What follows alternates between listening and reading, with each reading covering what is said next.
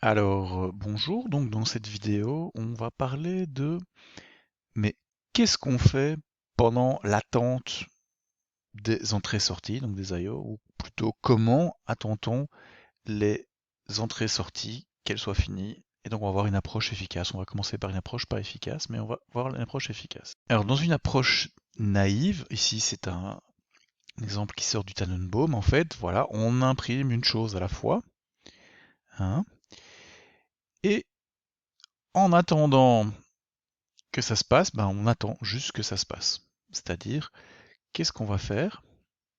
On va faire. Alors, cette approche naïve, comment ça va se passer? Ben, tout commence, comme d'habitude, par un appel système.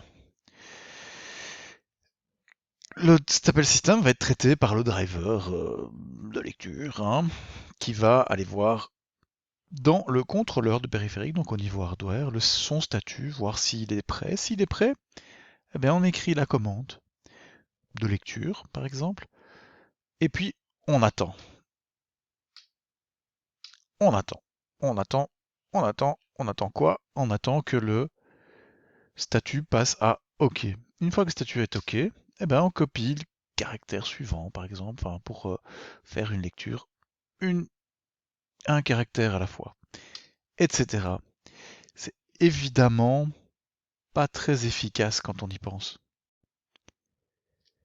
hein, parce que on attend pour rien. Quand on attend que le statut ici il passe à OK, ben, on pourrait faire d'autres choses.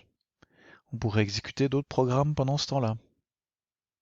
Donc là, je vais vous demander d'appuyer sur pause et réfléchir un petit peu, mais dans le fond, est-ce qu'il n'y aurait pas une autre solution? Alors merci à ceux qui ont appuyé sur pause, hein, je ne sais pas s'il y en a beaucoup.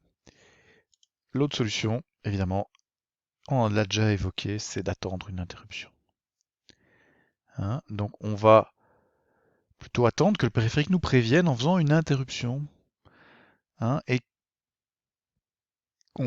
donc l'OS il va plus attendre pour imprimer ou lire, il pourra exécuter un autre processus pendant ce temps-là. Alors ça complexifie un petit peu les choses. Si on a le schéma complet de la gestion de lecture par interruption, on va détailler ça étape par étape.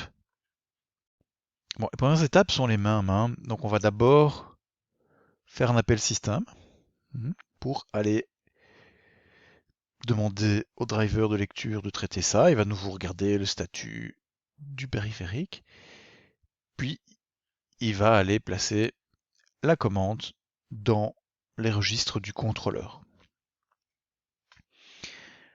La différence, c'est que maintenant, il va plus attendre. On pourra passer la main à quelqu'un d'autre.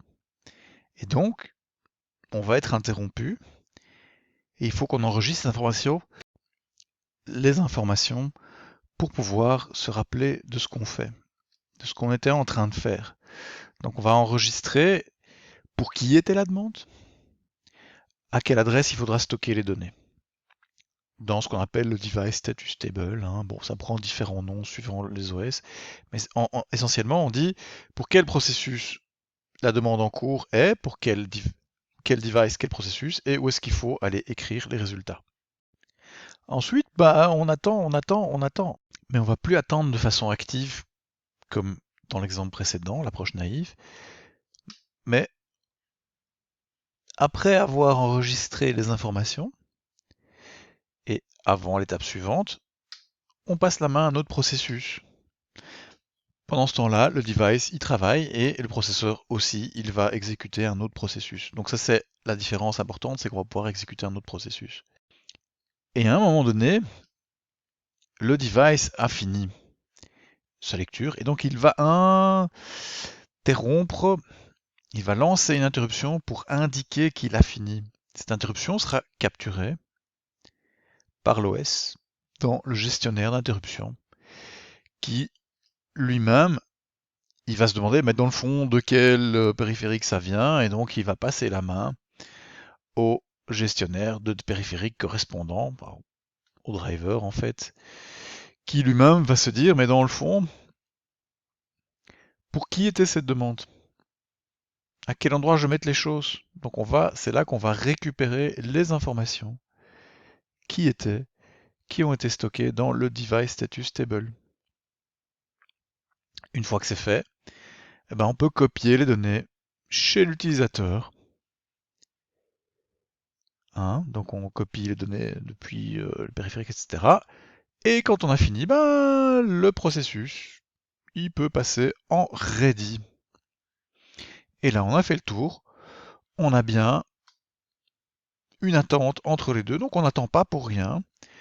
Notre lecture se fait et on a bien notre gestion d'état du processus qui fait en fait ici le processus il va passer à bloquer et il va être remis en ready quand on a reçu ce qu'il faut. Voilà, ça c'est la lecture par interruption.